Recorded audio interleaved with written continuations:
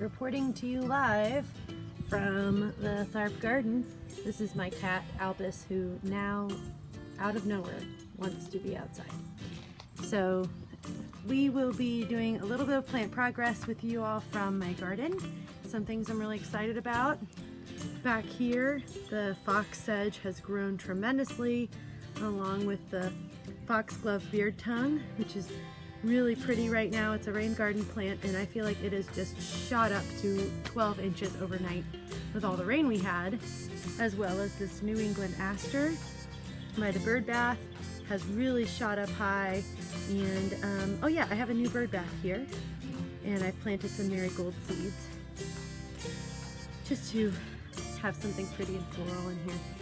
But what I'm most excited about in my rain garden is this indigo bush.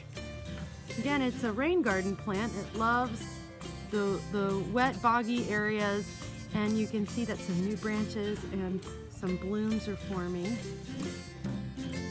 And hopefully the blooms will be a purplish red color. This shrub can actually grow up to 10 feet tall, and Mr. Tharp and I are training it to be like a canopy. So we've trimmed a lot of the branches along the sides in the last year in hopes of training it to grow tall like a tree and then canopy like a bush, hopefully in the next couple years. Quick update on the resurrection tomato. It looks okay. I have no idea how this is gonna go, but it's better than dead.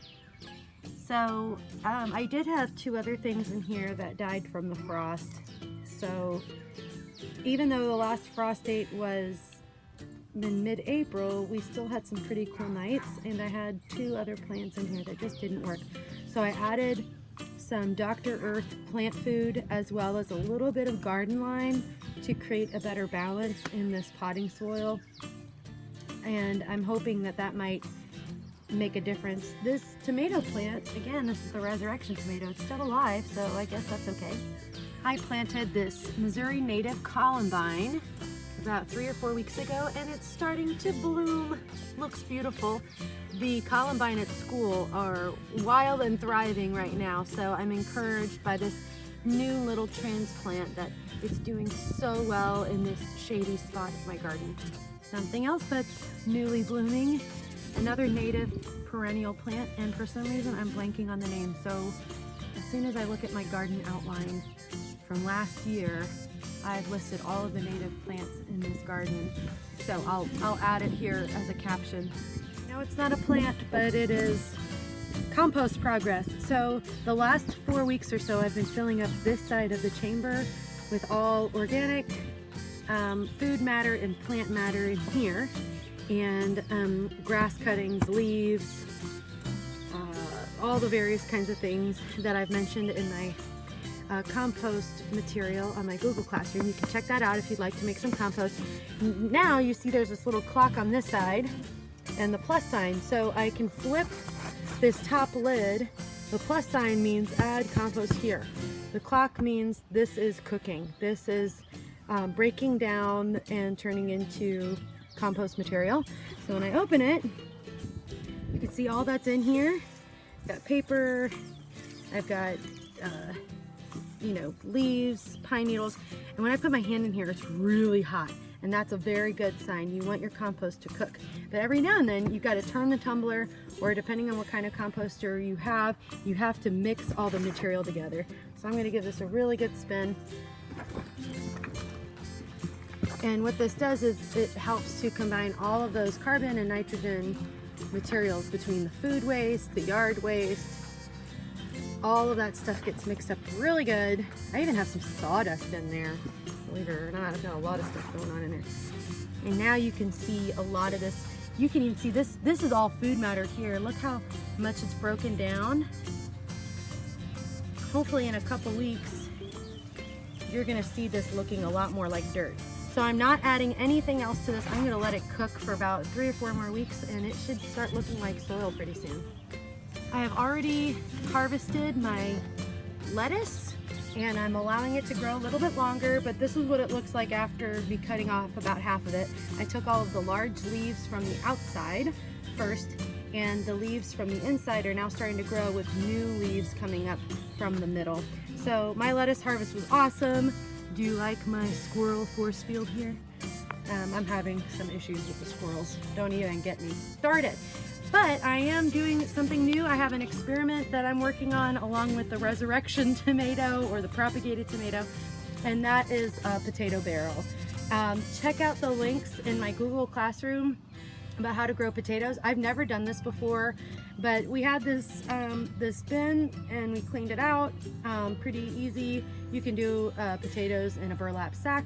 You can do them in a smaller planter.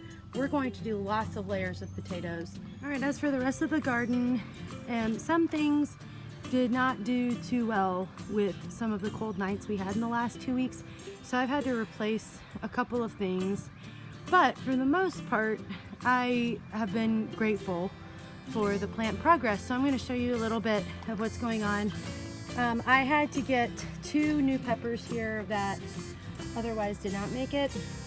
You can see I applied some homemade mulch on the bottom there, which I have another video to learn how to do mulch if you're interested.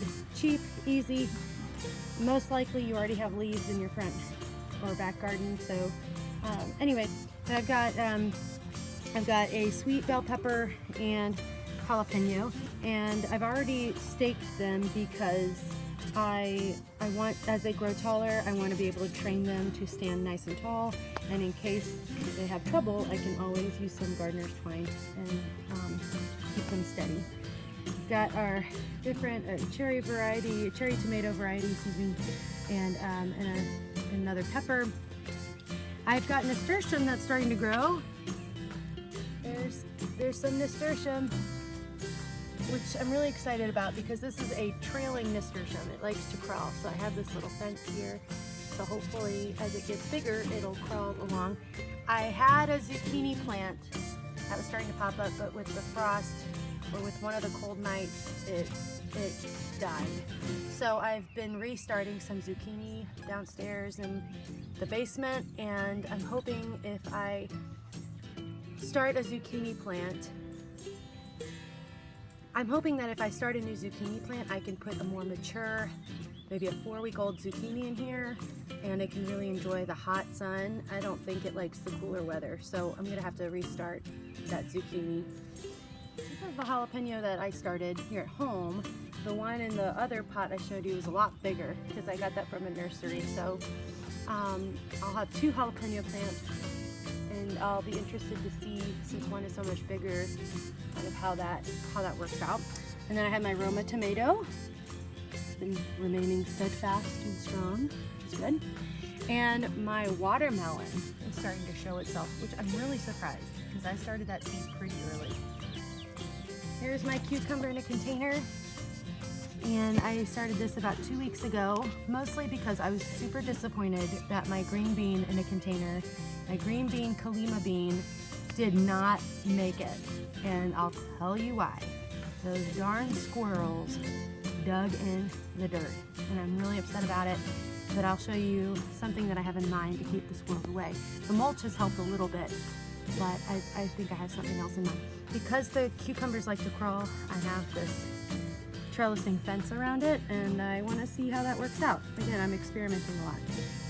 All right, students, and here, maybe some of you grabbed these seeds from school recently, but I have my sugar snap peas growing along the trellis here. So snap peas and runner beans are going to need trellises. If you are looking to buy or to make your own trellis, I do have another video on my Google Classroom how you can make these simple trellises. Maybe you have some long sticks, some old plastic poles or something, but you can make lots of different kinds of trellises for your container or for your raised bed. I had to buy a replacement basil. I started a little black opal basil, and I don't know if you can see it, but it's just barely hanging on. That cold weather really got to it. And I have a tappy tomato. This is one that I started a while ago. Over here on this side, I'm excited because I'm I started this California bell pepper. It's a new bell pepper. It looks like the bullnose bell pepper that 5th grade was working on, but it comes in slightly different color variety. It's supposed to be really good, really resilient, which we can tell it's still here. And I have my old homestead green beans that are growing pretty quickly, and I'm excited. This should actually be one of my first harvest vegetables. Apparently the sugar snap and the old homestead, because I started them so early, they could be ready hopefully at the end of May or early June. We'll see. My smart gardener resource tells me that, but we'll see. I hate to be the bearer of bad news, but this wildflower garden is kind of struggling a little bit. Surprisingly, the zinnias and the sunflowers did not really take super well. But the herbs, on the other hand, are doing very nicely. And I've been able to scatter some seeds and start a few other wildflowers in hopes that they will take, and so far so good. So about 3 weeks ago, I started this Colorado yarrow, which is a really cool wildflower, and it's perennial. It'll drop its seeds and come back. And then there's this echinacea that I planted that you all started that's just hanging on. So I'm hoping it'll take. One little zinnia seed has taken here. This I've added, it's delphinium. I started delphinium seeds a long time ago, and they're just kind of hard to grow. So I put them in the little greenhouse. They've sprouted up, and now is the time to put them in the compost bed, and we'll see if they take or not. The herbs are loving it in here. I find that the herbs are doing really, really well. I was able to move out the middle supports that I had in the different quadrants because that lavender needs more room. We have Bliss's salvia plant that is really growing successfully. I'm very excited about that. And Sem sunflower is the last sunflower really standing at this point.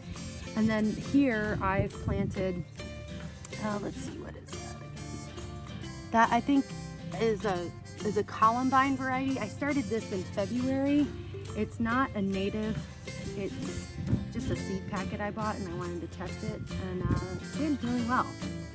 And then here's some more Queen's Mix salvia that I added. But my cilantro is very happy, and I'm excited about that. I love cilantro. Alright, so it was kind of hard to see, but squirrels love to dig in my raised beds, and I'm getting really frustrated with them. But I don't know how to stop them, so I asked Mrs. Woodard if she had any tips, and she recommended fox urine. You can buy sprays of fox urine or dehydrated fox urine that looks like little granule pellets, and I've just been kind of sprinkling a little here and there in this hilltop garden, hoping that they will stay away. And so far I don't know if I put enough, but I have seen a few squirrels in here, and I see some digging holes, but not nearly as bad, especially since I put more mulch. I haven't noticed as many holes, so I'm hoping that this helps them. I really want my vegetables to stay safe. But alright, that's the update I have for you all today. I would love to see an update on your container plant. If you can, please send me some pictures. You can send them to me via email at etharp@cpcstl.org. And I'm excited to see what's growing on your patio or in your garden. So stay in touch, and until next time, go outside and do things. Bye.